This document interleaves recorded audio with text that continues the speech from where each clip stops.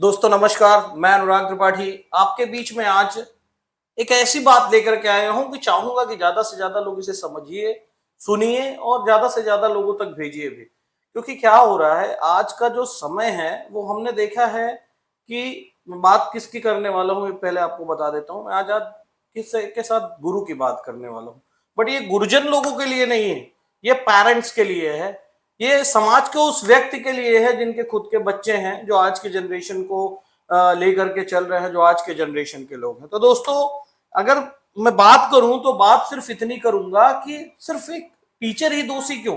बात करते हैं अगर, तो 10 मिनट जब लेट हो जाती है तो हम मास्टरों पे उंगली उठाने लगते हैं, इधर उधर की बात करने पड़ते हैं। लेकिन क्या आपने कभी देखा है, जब आप किसी अधिकारी के कार्यालय पे जाते हैं या किसी अन्य जगहों पे जाते हैं तो आपको वो वेट करना पड़ता है उनके साथ में, उनके साथ आपको आधे घंटे का भी समय देना हो तो आपको दिक्कत नहीं होगी। कभी कभी अधिकारी 2-2 घंटे लेट रहते तब भी आपको प्रॉब्लम नहीं होती है। कभी कभी वो अन्यत्र जगहों पे लेट हो जाते हैं तो भी आपको दिक्कत नहीं होती। आप उनका सहर्ष स्वीकार करते हुए खुशी खुशी वेट करते हैं कि चलो कोई बात नहीं। लेकिन वही एक टीचर जिसकी जिम्मेदारी है समाज के भविष्य के निर्माण को आगे बढ़ाने के लिए, वो लेट होता है तो उसके हम स्कूल में जाते हैं, उसको दुनिया भर की बातें सुनाते हैं, उसको अन्य तरह से समझाने का प्रयास करते हैं, सोचते हैं हम खुद ही गुरु हो जाए। लेकिन आप सोच करके देखना कि आज एक कहावत कही गई है कि शिक्षक कभी साधारण नहीं होता, प्रलय और निर्माण उसकी गोद में जन्म लेते हैं। अब ये बात कहने के लिए किस हद तक है, जो कि प्रलय निर्माण क्या होगा, शिक्षक तो अपना कार्य करेगा, लेकिन जहां बात निर्माण की आएगी उसमें एक गार्जियन का सबसे बड़ा रोल होना बहुत जरूरी है। बात करते हैं कैसे वो रोल उस गार्जियन को करनी चाहिए और कैसे काम करना चाहिए। आपके बच्चे को जब डांट पड़ती है तो आप स्कूल में सवाल करने चले आते हैं कि मास्टर आपने मेरे बच्चे को डांट दिया। भले ही आप किसी पुलिस वाले से अक्सर बिना वजह डांट खाते रहते हैं, उनसे तो बिन गलती लाठी खाने पर भी आप माफी मांगने लगते हैं, किंतु मास्टर द्वारा अनुशासन बनाए रखने के लिए दी गई डांट पर आपको जवाब चाहिए। आप क्यों भूल जाते हैं कि जब आप अपने बच्चे का रोना सुनकर उसकी पैरवी करने स्कूल आते हैं तो उसी समय आपके बच्चे के मन से अनुशासन के नियमों का भय निकल जाता है और वह और भी अनुशासनहीन हो जाता है। उसके मन से दंड का भय निकल जाता है और वह और भी उदंड हो जाता है। वह यह सोचने लगता है कि गलती करने पर उसके पापा उसका पक्ष लेंगे, इसलिए गुरुजी से डरने की जरूरत नहीं। फिर तो वह स्कूल का भी कोई कार्य नहीं करेगा। आप अपने बच्चे की पढ़ाई चाहते हैं या उसकी स्वच्छंदता, यह आपकी जिम्मेदारी होती है।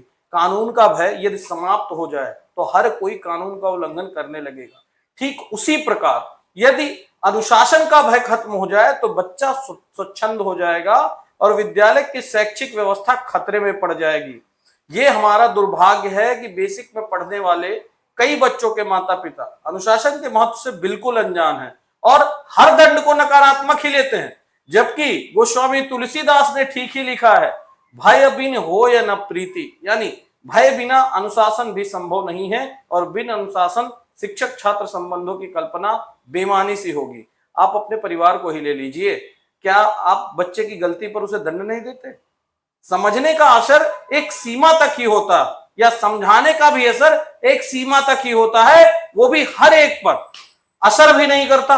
अब दंड का आशय सदैव उत्पीड़न नहीं होता है, विद्यालय में तो हरगिज नहीं। विद्यालय में दंड का आशय है अनुशासन स्थापित करने के लिए किया जाने वाला कार्य। यहां दंड का आशय पिटाई से ना लगाए।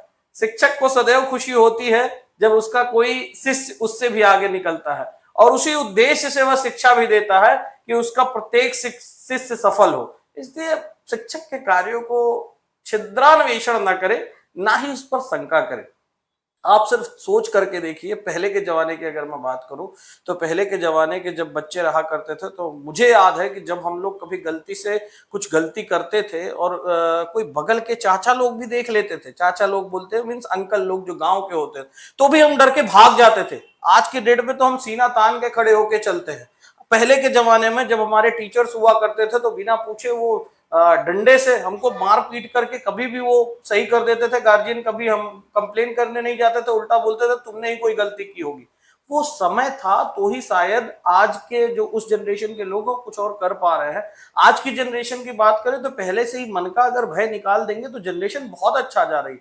लेकिन शिक्षा संस्कार के साथ ही संभव हो पाएगी। और यदि आप उसको रोकना टोकना शुरू करने के अलावा उसके मन में वो बात और विश्वास डालेंगे कि नहीं, कभी कभी ये भी आवश्यक है, ये भी जरूरी है, तो निश्चित तौर पर वो बच्चा संस्कारी होगा और भविष्य में आगे चल के बहुत बड़ा कीर्तिमान रचेगा।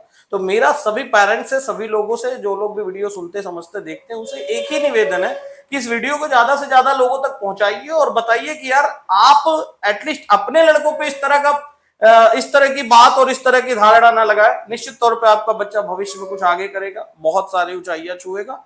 इसी बातों के साथ वीडियो लाइक करिए, चैनल सब्सक्राइब करिए। मैं अनुराग त्रिपाठी विदा लेते हुए फिर किसी अन्य माध्यम से आपके वीडियो में मिलूंगा और किसी अन्य बातों के साथ। तब तक के लिए आप सभी को जय श्री राम, नमस्कार।